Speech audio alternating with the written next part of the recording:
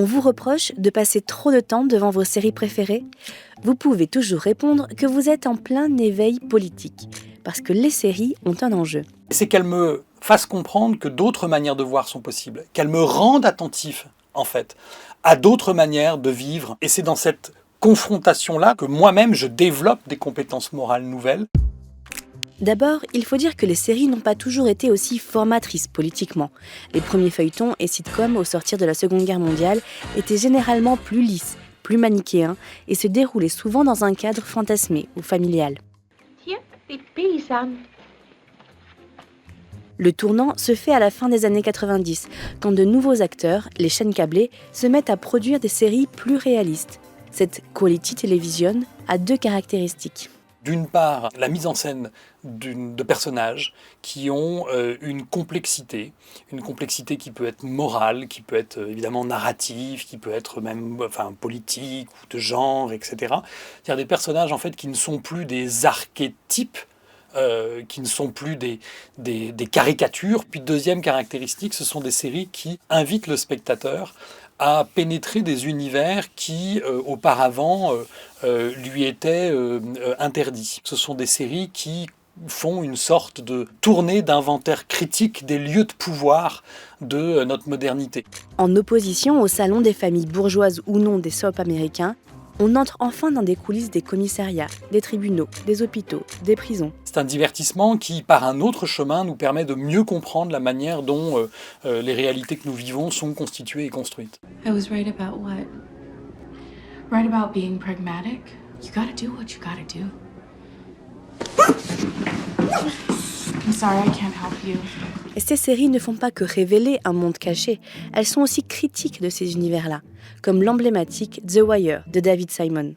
Et c'est une série qui réalise une sorte de chronique un peu désabusée de la faillite des institutions démocratiques contemporaines qui ne parviennent plus à assurer une éducation de sécurité, une information de qualité, qui ne produisent plus des politiques responsables, etc. En même temps qu'elles effectuent ce genre de critique, elles proposent des personnages qui, par leur complexité, justement, constituent déjà des formes de réponse, ou en tout cas d'invitation à transformation. Ces dernières années, des séries nous ont emmenés au cœur des systèmes politiques, aux États-Unis, au Danemark, en France.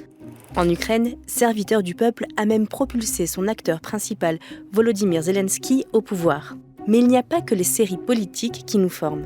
Une série, par exemple, comme 24 heures chrono, au début des années 2000, propose la mise en scène d'un personnage de président noir pour la société américaine. Ça n'a l'air de rien, et en même temps, c'est déjà une manière de familiariser le spectateur avec le fait qu'une personnalité noire, politique, peut exercer des responsabilités. Et cette familiarisation-là, en fait, elle témoigne justement de la manière dont une série, sur le temps long, peut effectivement être une invitation à élargir ses horizons, à détruire ses préjugés ou ses préconceptions, et à envisager en fait des alternatives au réel. Et c'est en ça où on peut penser tout à fait légitimement une puissance éducative et transformative des séries télévisées. C'est d'ailleurs une autre caractéristique des séries.